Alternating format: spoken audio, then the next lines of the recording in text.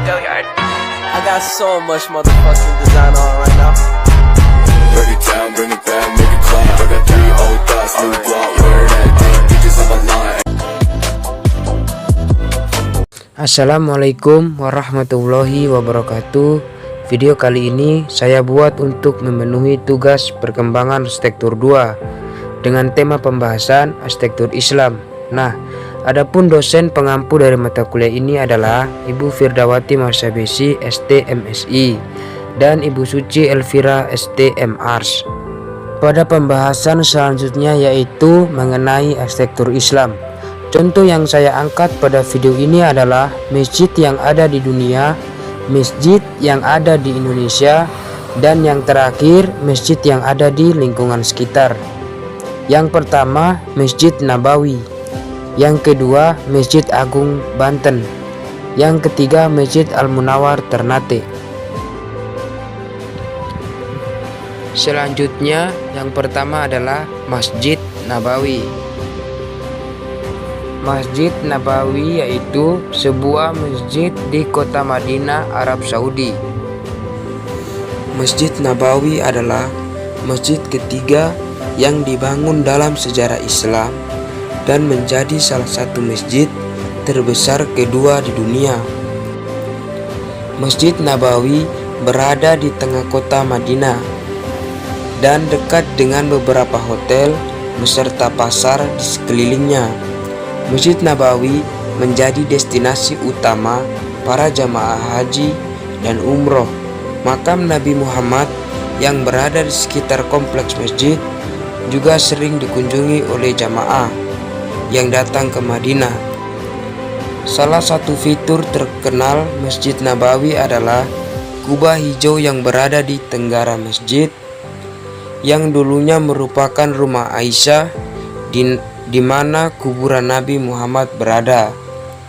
Kubah yang ada saat ini dibangun pada tahun 1818 oleh Sultan Utsmani Mahmud II dan dicat hijau pada tahun 1837. Sejak saat itulah kubah tersebut dikenal sebagai kubah hijau. Arsitektur Masjid Nabawi merupakan dua masjid bertingkat berbentuk persegi panjang yang memiliki atap rata dengan 27 kubah. Masjid Nabawi pun memiliki kubah yang bergeser dan payung yang dapat terbuka secara otomatis yang dirancang oleh arsitek Jerman.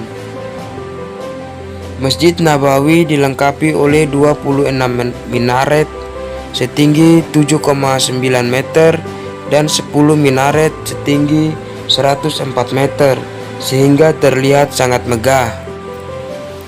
Dua masjid bertingkat berbentuk persegi panjang dan tidak beraturan.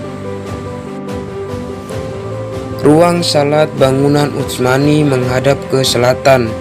Bangunan ini memiliki atap rata dengan 27 kubah yang dapat bergeser. Lubang di atas langit-langit masjid merupakan salah satu kubah yang menyinari interior. Atap juga digunakan untuk salat.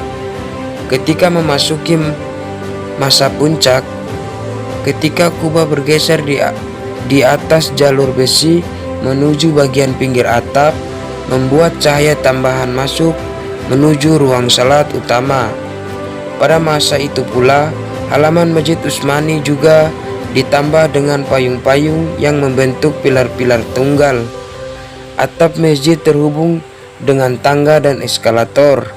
Wilayah halaman sekitar masjid juga digunakan untuk salat. Dilindungi oleh payung-payung besar, kubah bergeser dan payung yang dapat terbuka secara otomatis. Selanjutnya adalah Masjid Agung Banten. Masjid Agung Banten terletak di Banten Lama, Kota Serang, Provinsi Banten, Indonesia. Masjid Agung Banten adalah salah satu masjid tertua di Indonesia. Masjid ini merupakan peninggalan Kerajaan Banten, dibangun pada abad ke-16 pada masa pemerintahan Sultan Maulana Hasanuddin tahun 1552 sampai 1570. Sultan Maulana Hasanuddin adalah raja pertama Kesultanan Banten yang juga putra dari Sunan Gunung Jati. Pembangunan kemudian berlanjut oleh putranya Sultan Maulana Yusuf yang menjadi raja kedua Kesultanan Banten. Pada periode ini, Masjid Agung Banten dibangun dengan gaya Jawa. Di sekitar Masjid Agung Banten terdiri dari bangunan masjid, serambi, pemakaman, tiama di sisi kanan dan kiri menara, serta tempat pemakaman di halaman sisi utara. Sisi menarik lainnya dari bangunan utama masjid adalah atapnya yang tumpuk 5 mirip pagoda Cina. Masuk ke masjid melewati area makam Sultan Hasanuddin.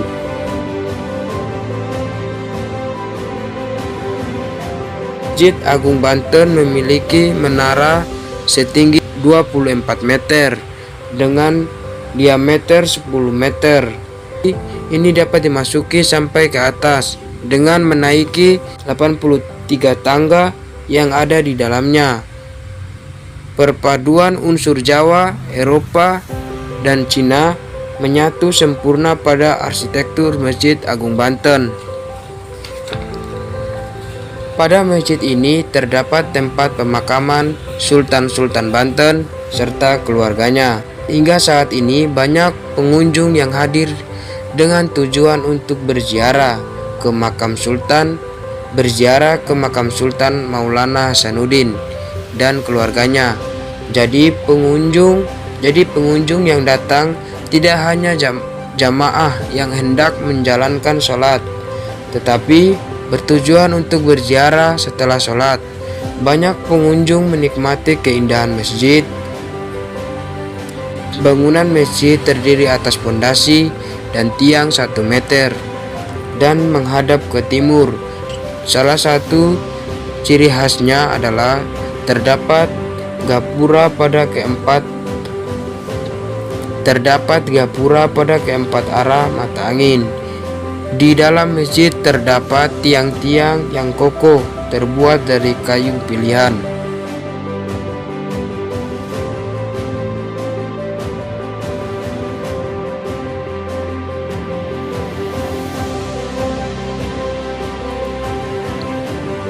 Masjid Al-Munawwar dibangun di tanah dengan luas 6 hektar, memiliki luas mencapai 9.512 meter persegi, dan didesain untuk dapat menampung sebanyak 15.000 jamaah. Dari tahun 2003 sampai 2010 atau sekitar 7 tahun, pembangunan masjid ini baru selesai dikerjakan. Masjid ikonik ini memiliki 4 menara dengan ketinggian sekitar 44 meter dan 2 menara dibangun langsung di atas laut. Dan yang membuat kawasan masjid ini menarik adalah keramik dan lampu yang digunakan berasal dari Turki. Masjid ini pertama kali mulai digunakan pada bulan Ramadan di hari Jumat pada tanggal 6 Agustus 2010, digunakan untuk sholat Jumat. Adapun ciri khas khusus Masjid Al-Munawwar: 1.